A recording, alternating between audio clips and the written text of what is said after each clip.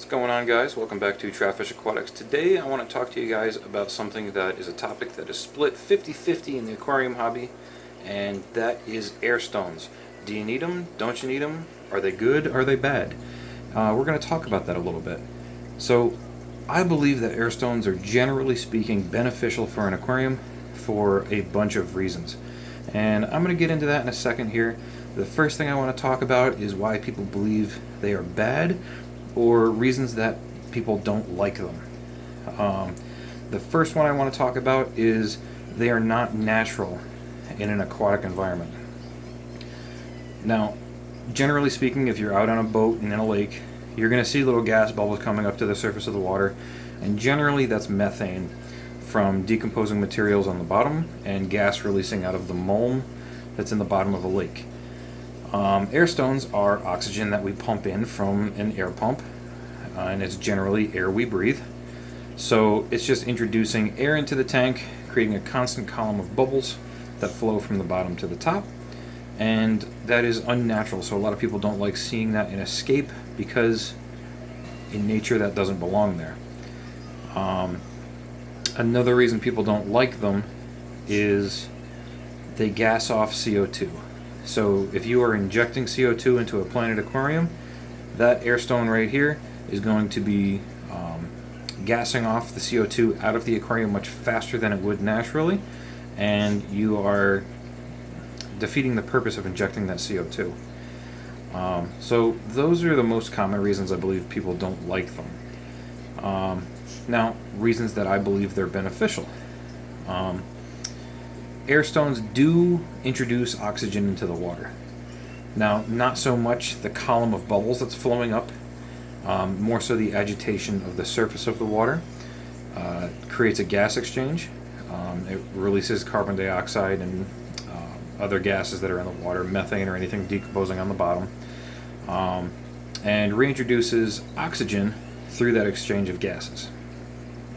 And that's good because your fish need oxygen to breathe. Now, I do believe that a little bit of the oxygen that is coming up through these bubbles in this column here is dissolving into the water column. And the reason I believe that is if you were to take a lid of some sort and attach it over the top of the airline hose and stop any agitation on the surface of the water, and you're no longer getting the rippling effect from the water agitating the surface. If you use an oxygen meter and test the water for the oxygen content, the air stone is still increasing the amount of oxygen in the water column. So I do believe some of that oxygen is getting diffused through the bubbles rising to the surface, the same as it would in a diffuser for CO2. However, it's not as much as if it was agitating the surface through gas exchange.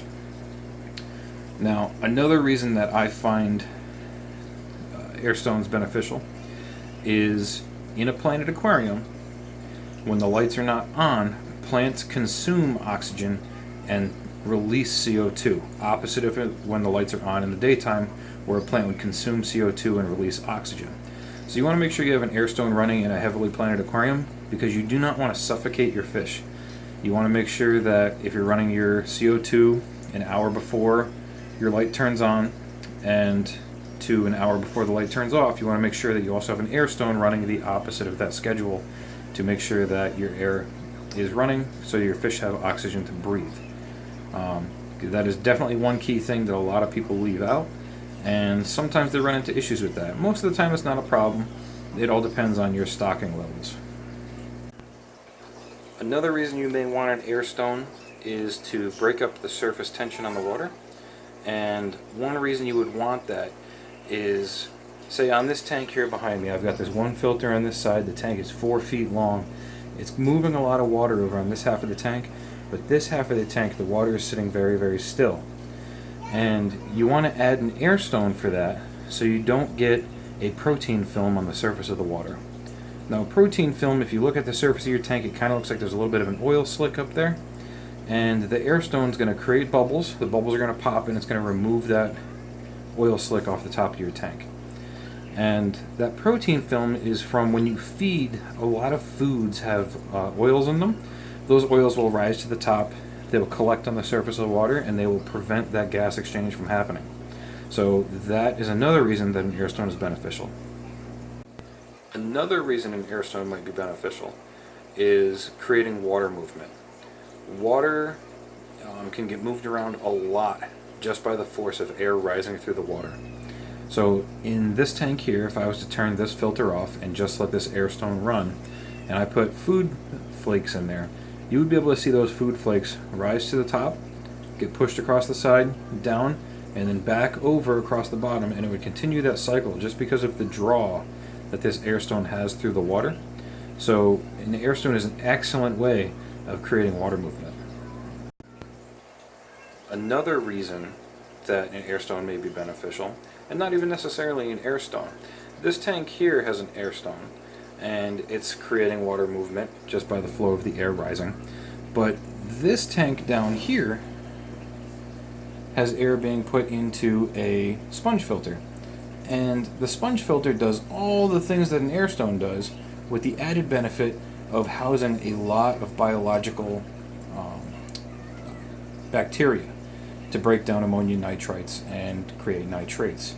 And a sponge filter is an excellent way to do that, with the addition of also producing an air column the same way that an air stone would. And finally, the last thing that I want to talk about is the benefit of having an air stone in a planted tank. Now, I know I said in the beginning that an air stone is not necessarily wanted in a planted tank for the reason of gassing off CO2, but you would want one at nighttime to introduce oxygen into the water so that when the plants consume it, it isn't suffocating your fish. There's also another reason that you would want to have an air stone in a planted tank. And I'm not talking about a high-tech planted tank, I'm talking low-tech, where you just have a light that's strong enough to grow plants, and you're introducing fertilizers to grow those plants, and that's it. You're not injecting CO2. And the reason to have that is if your air pump is pumping through either a sponge filter or an air stone, it is pumping the air that we are breathing into the tank. Now, there is more gases in the air that we breathe in than just oxygen. Right? There's oxygen, there's nitrogen, there's carbon dioxide, and there's multiple others. But the one that I think a lot of people overlook is the fact that a simple air stone is still bringing CO2 into an aquarium. Now, yes, an air stone is going to gas off CO2. However, the amount of CO2 that it is gassing off on a low-tech tank is equivalent to the amount of CO2 that it is also bringing into the tank. Therefore, the loss is minimal, but you're also replenishing the loss. So as the plants are using CO2, the air stone is also reintroducing that CO2 back into the tank. So it's kind of like having a mini CO2 injection, but it's just an air stone. And you're only injecting enough CO2 into that tank for the plants to consume. No more, no less, and everything is stable, and it keeps the plants happy. Alright guys, so that's pretty much it. Those are all the reasons that I believe an air stone is beneficial to have as opposed to not having one. I definitely think that the benefits outweigh the negatives in this case. So I would recommend getting an air stone and putting it in any tank you have just to have one in there. But let me know what you guys think. Put a comment down below, let's talk about it, and let me see why you guys think you may or may not want one. But that's pretty much it for today's video, guys. If you like the content I'm putting out and you like my channel, go ahead and hit that subscribe button right there. And if you want to see some more of the videos that I'm putting out, you can go ahead and click on either two of these links right here and you can watch more of my videos. But until the next time, I will see you guys in the next video.